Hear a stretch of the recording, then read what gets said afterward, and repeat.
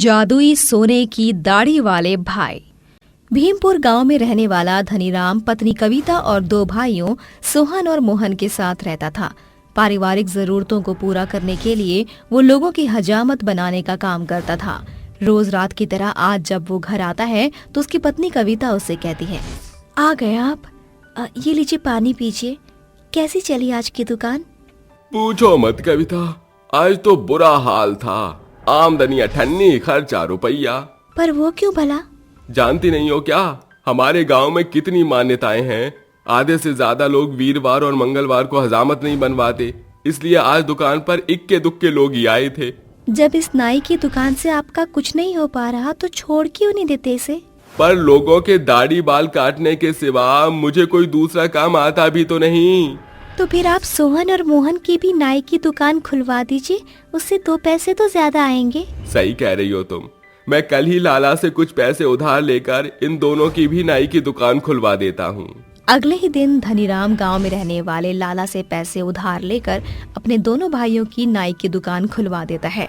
जब शाम को वो तीनों घर आते हैं तब सोहन कहता है, अरे भाभी, एक गिलास ठंडा पानी पिलाना जरा। कविता तीनों के लिए गिलास में पानी लेकर आती है और कहती है, कैसा रहा आज का पहला दिन? एकदम घिसा पिटा दिन था। मुझसे ये नाई का काम नहीं होगा। मेहनत से लोगों की हजामत बनाकर भी कुछ खास पैसे भी नहीं मिलते। अरे तुम लोगों की दाढ़ी काट कर आ रहे हो, किसी की सोने की उगी फसल नहीं काट कर आ रहे हो जो एक ही दिन में नोट बरस पड़ेंगे। नए काम और दुकान को जमाने में वक्त लगता है। कविता के कहने पर वो लगातार नाई का काम करते हैं, पर कई दिन बीतने के बाद भी उन्हें नाई की दुकान से कुछ खास मुनाफा नहीं हो पाता, जिसके कारण एक रोज दोनों गुस्से में घर आकर पैर पटकते हुए कहते हैं, बस मुझसे ये नाई का काम अब और नहीं होता। हाँ, मुझसे भी लोगों के दाढ़ी बालों की कटापिटी अब और नहीं होती। अरे नामुरादो, हम लोग हजाम हैं। लोगों के दाढ़ी बाल काटना हमारा पेशा और रोजगार दोनों है। नाई के काम को लेकर तीनों भाइयों में बहस होने लगती है। तभी सोहन कहता है, क्या सोचकर पिताजी ने आपका नाम धनीराम रखा? धन के नाम पर ये टूटी फूटी झोपड़ी और ये घिसी पिटी जिंदगी है बस। अरे धनीराम नहीं, फटे राम है। भाइयों की ऐसी बातें धनीराम के दिल पर गहरी चोट देती हैं और वो उदास होकर सो जाता है। अगले दिन वो सुबह उठकर खेतों की सैर के लिए निकल जाता है। चलते चलते वो एक गेहूं की सुनहरी फसल के पास आकर रुक जाता है जो कटाई होने को थी। उसे देखकर वो उदास मन से बोल पड़ता है, काश कि इस सुनहरी फसल की तरह ही मेरी दाढ़ी भी सोने की होती, जो मेरे कहते ही अलादीन के चिराग की तरह मेरी जरूरतों को पूरा कर दी। धनीराम के कहते ही उस सुनहरे खेत के बीचों बीच एक बड़ी दाढ़ी वाले तपस्वी प्रकट होकर कहते हैं, धनीराम, मेरे निकट आओ। धनीराम तपस्वी के पास आकर हाथ जोड़कर कहता है, हे साधु महाराज, आप कौन हैं? कृपा करके अपना परिचय दें।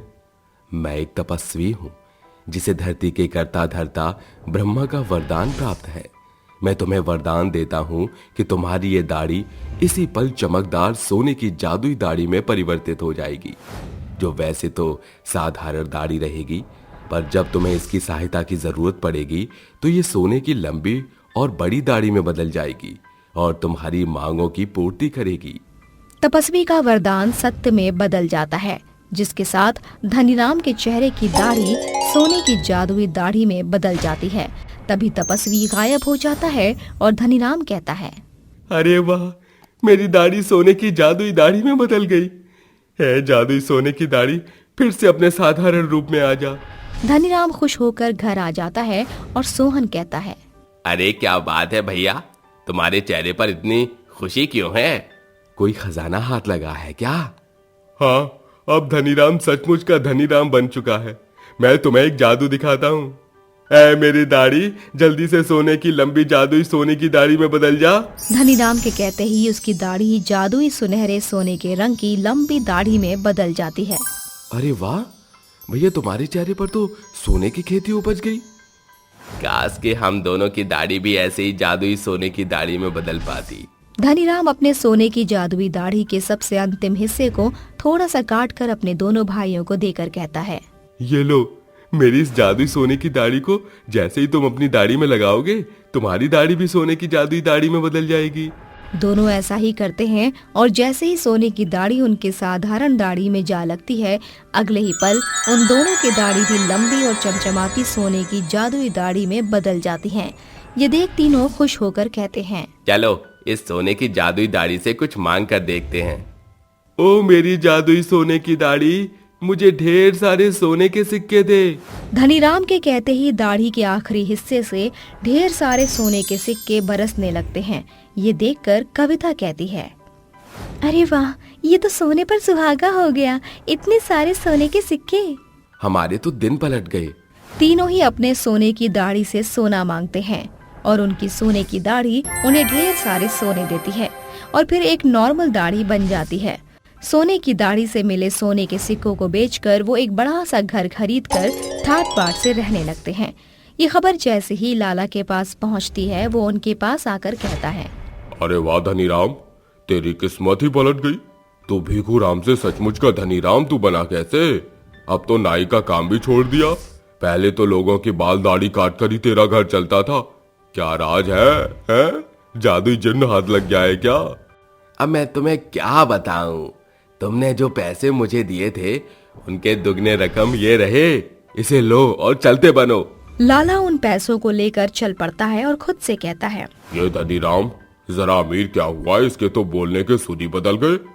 पता लगाना होगा कि इसके अमीरी का आखिर कारण क्या है। षड्यंत्र रचकर लाला रात होने पर दबे पांव उसके घर के पीछे आकर छुप जाता है और सन्नाटा छाने पर वो उसकी खिड़की से अंदर झांकता है, जहाँ तीनों भाइयों की दाढ़ी सोने की लंबी दाढ़ी में बदलकर दाढ़ी के पूंछ से सोने के सिक्के निकाल रहे थे। ये देख लाला कहता है, सोने की जादुई दाढ़ी, अच्छा तो इनके गंगू तेली से राजा भोग में बदलने का राज इनके चेहरे की खेती है।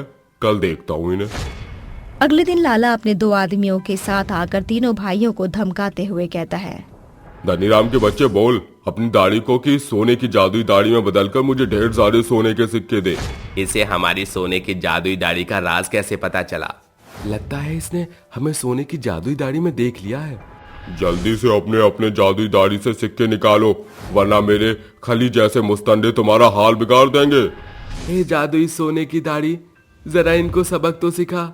धनीराम के कहते ही उसकी जादुई सोने की दाढ़ी एकदम लंबी और बड़ी होकर लाला का गर्दन लपेट लेती है और उसे चारों ओर चक्कर लगाकर पेड़ पर टांग देती है। ये देखकर दोनों गुंडे भागने लगते हैं। तभी सोहन और मोहन की दाढ़ी भी सोने की जादुई दाढ़ी में बदलकर उन्हें अच्छा सबक सिखाती है और धनीराम कहता है, क्यों लाला, कैसा लगा हमारा जादुई सोने की दाढ़ी का जादू? ये सोने के सिक्के देने के साथ तुम जैसे को सबक सिखाना भी जानती है। किसी ने सही कहा है, दूसरों के धन पर लालच करना बुरी बात है।